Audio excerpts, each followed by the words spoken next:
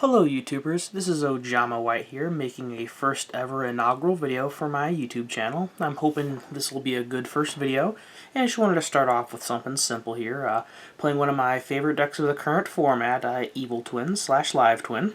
I'm going to be going over the main deck, the extra deck, and the side deck here.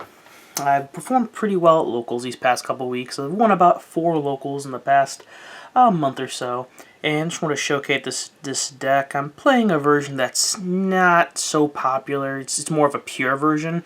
Most other lists typically try to hybrid the builds to play things like Parallel Exceed or various extenders to then try to go into the IP Masquerena play or the Link the Link plays, and they use the token generator and such to try to essentially make their board slightly better. I don't prefer that version because it is a little more high risk, low reward. If you get stopped, you tend to have more bricky plays. You lose hard to Nibiru, and a lot of people don't realize this, but the deck can actually trade with Nibiru at the very least if you're playing pure by knowing the game's mechanics. So I just want to quickly go over the deck and just explain what my card choice is and explain why I like this. Of course, I'll start with the main deck, so I'm going to put the other 2 decks over here for now. Alright, and to start things off, I do, of course, play 3 of the blue. Let me go ahead and get the glare out of the way. Sorry if it's a little bad here. Let me adjust that here. Alright, so I do play 3 of the blue starter, the Leela, and I play 1 of the blue extender as well. I like this ratio, of course. I think you should be playing 3 of this, obviously. It's your best starter in the deck. You also do need the 1 extender, even though this is the worst of the Evil Twins, just to search in case your red, the Kill, gets ashed. You do need that. I'm opting to play 2 of this one, the Frost. That might seem weird to play 4 of one and 2 of the other, but this one is the one you're actually trying to get out of the deck. If you between these 2, you want to prioritize this one because this gets you this, which then gets you a draw. Also, I find if you do need a throwaway card, such as for the quick play in the deck, or a card just to essentially just have a generic card to link into the red link, and which the other material, of course, is a generic material. So this is the card you'll generally use because you can, of course, get another draw.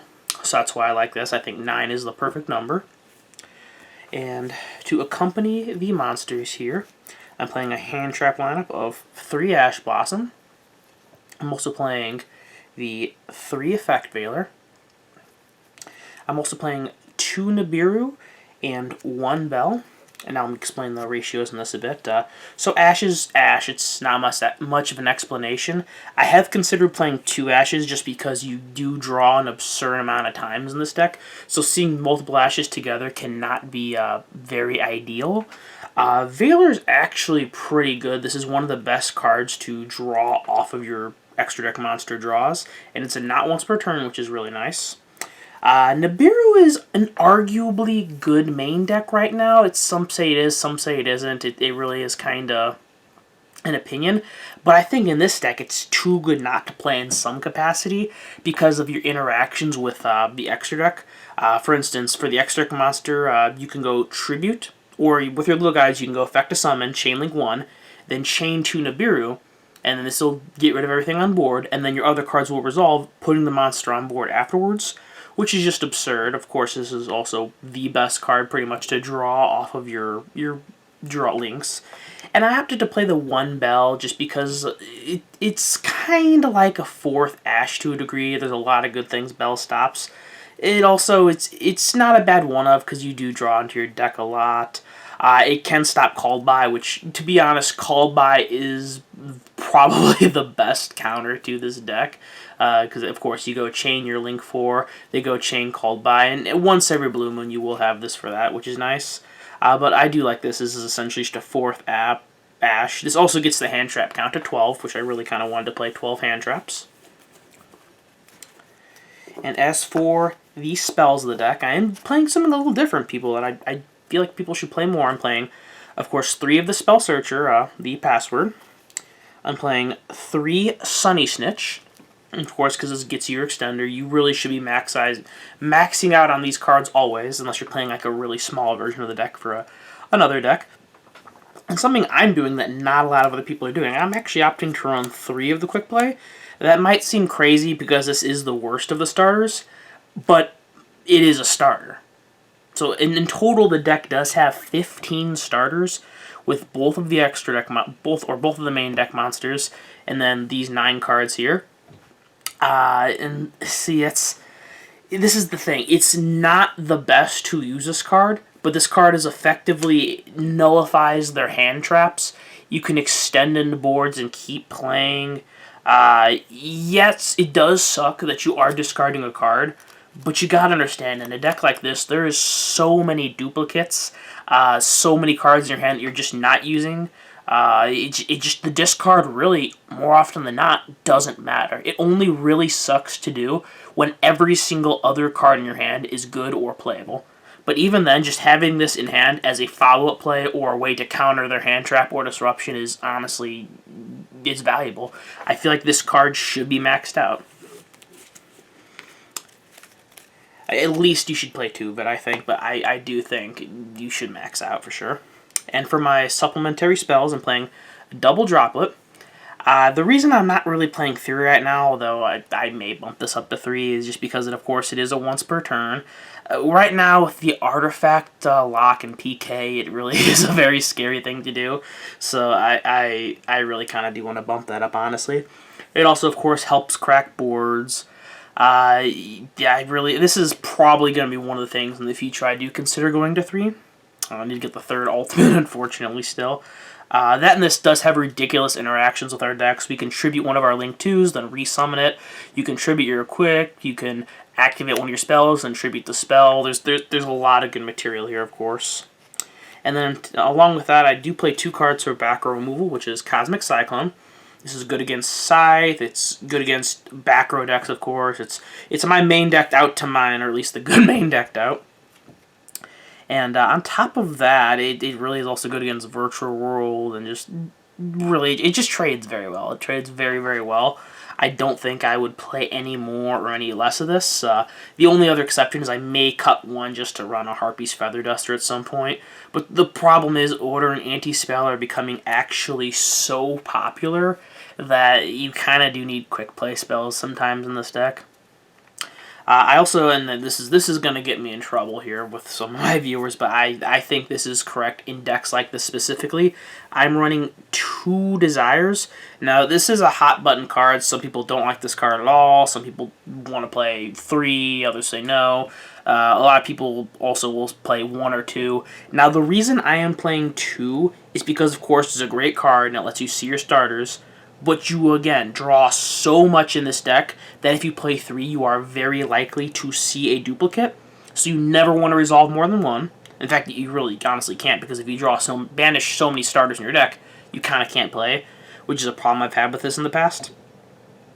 It's also not necessarily needed in the deck. It's of course it's great. It gets you 2 cards. Like, what more can you really ask for in a card?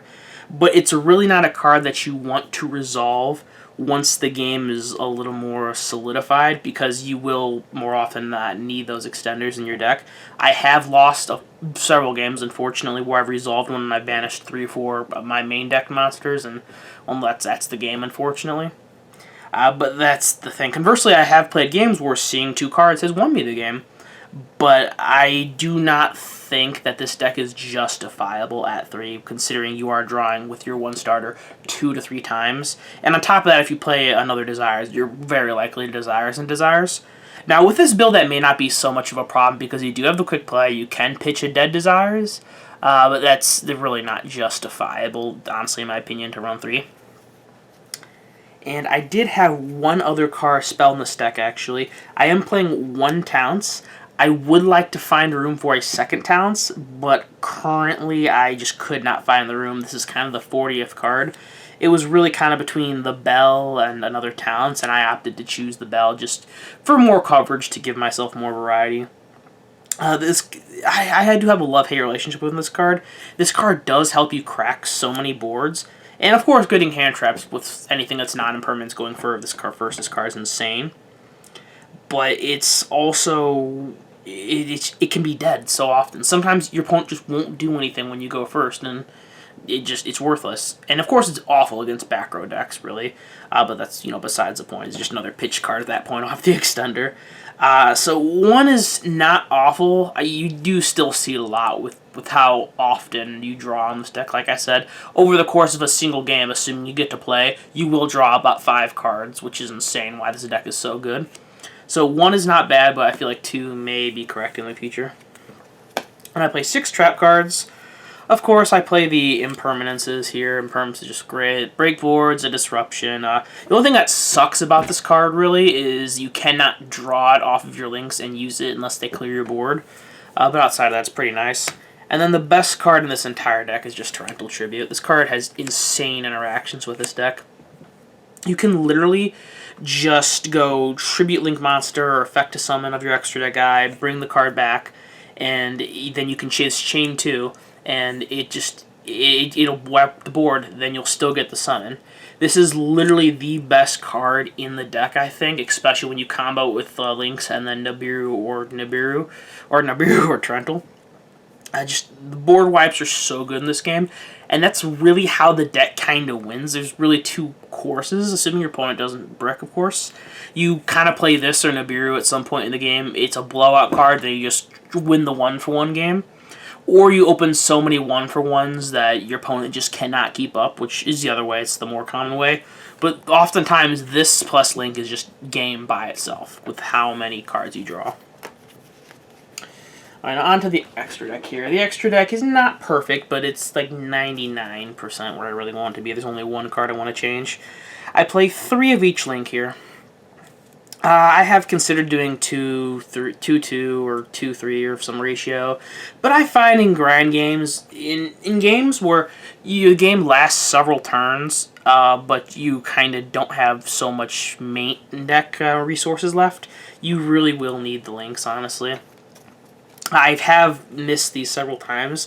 This is the one where you could arguably cut it. I think, honestly, in my opinion, every list should probably play at least these 5. This is the cuttable one, but it has came up one time in the past where having that really did make the difference.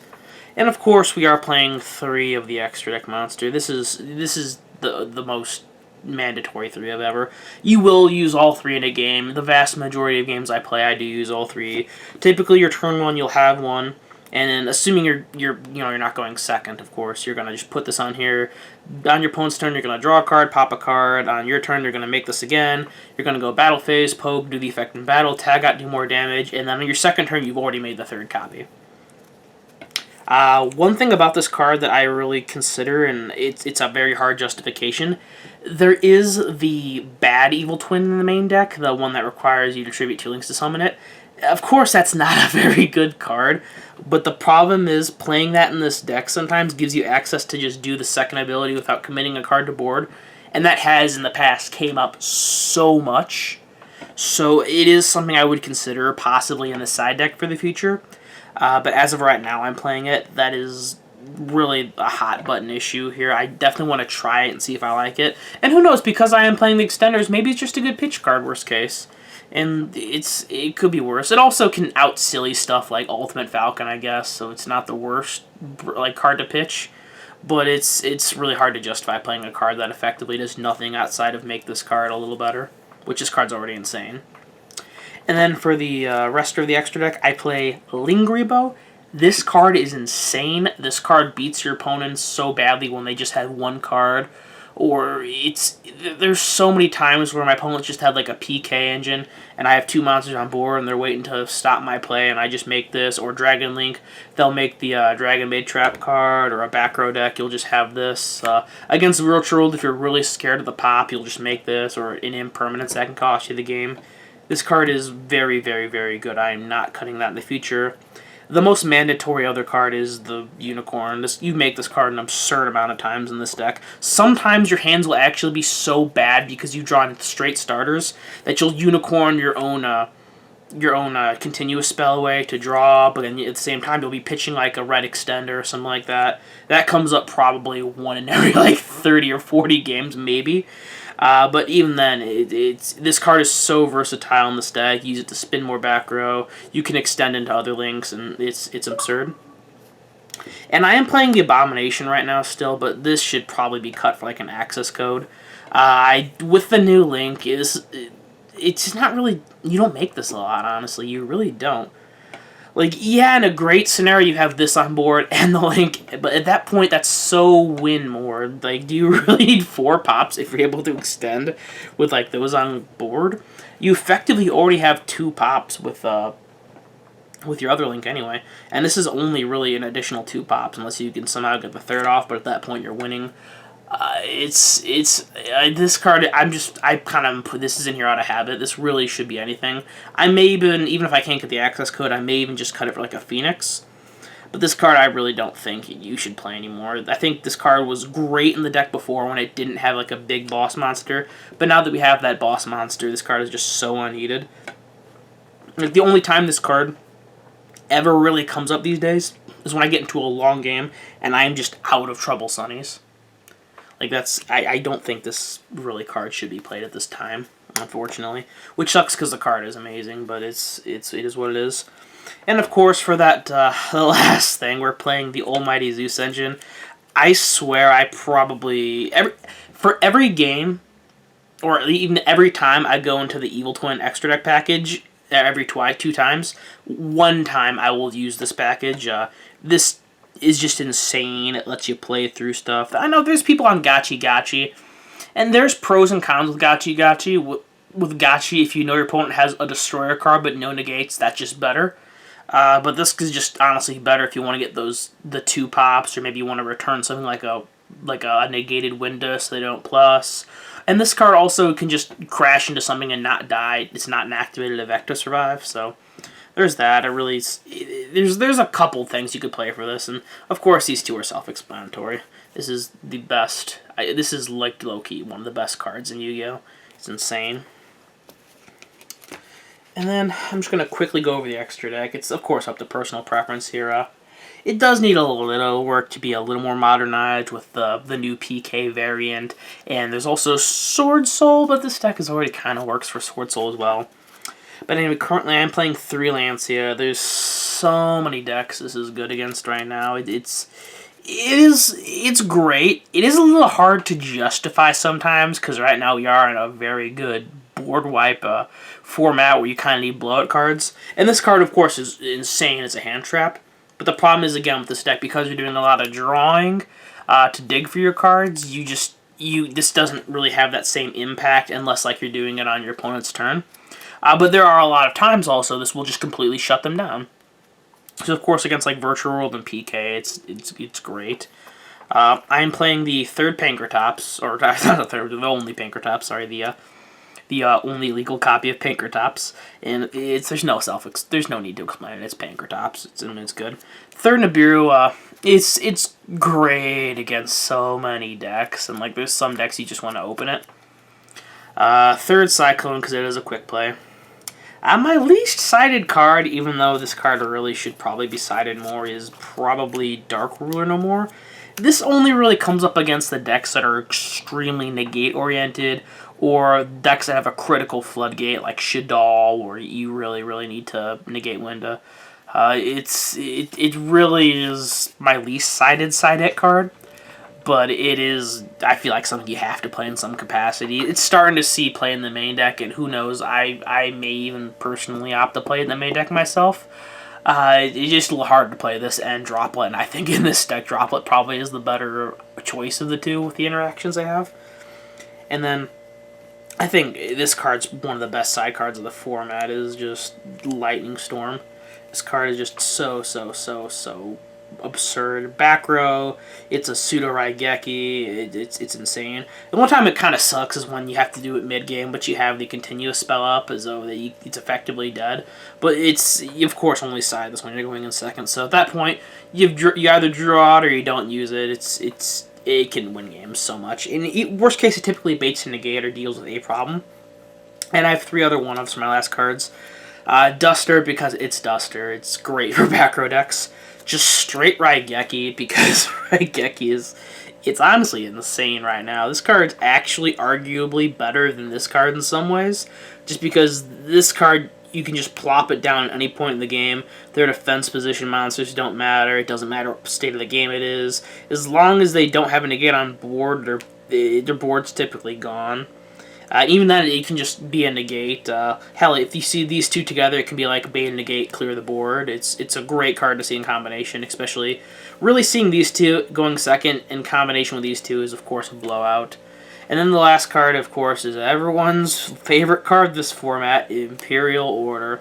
I cannot tell you how many games I've won with this. It's absurd. I will literally use my twin effect, and they'll be like, oh, Talon's called by response, try to continue playing, and you'll just flip this, and the game will, at that point, just be over. Like, of course there's some decks you do not side this against. You should not side this against, like, Phantom Knight, just because they have such a low spell count. Like, right now they're playing, like, what? Rhoda, Foolish, and then the Destiny Fusion spell they can just cheese out from deck anyway. So there, you have to be kind of careful what you side this in against. So this is not for every deck, of course, but it's definitely probably the scariest card right now in Yu-Gi-Oh! Outside of, like, maybe Scythe. But yeah, that is the deck profile. I hope you enjoyed it. I'm going to be trying several different forms of content in the future. Maybe I'll do replays. I have several other deck profiles I can do. Maybe at some point I kind of also want to do Pokemon content, but right now I'm going to focus on Yu-Gi-Oh! Of course, being that my forte. And I hope you really enjoyed the video, and have a good rest of your night, and have a good night.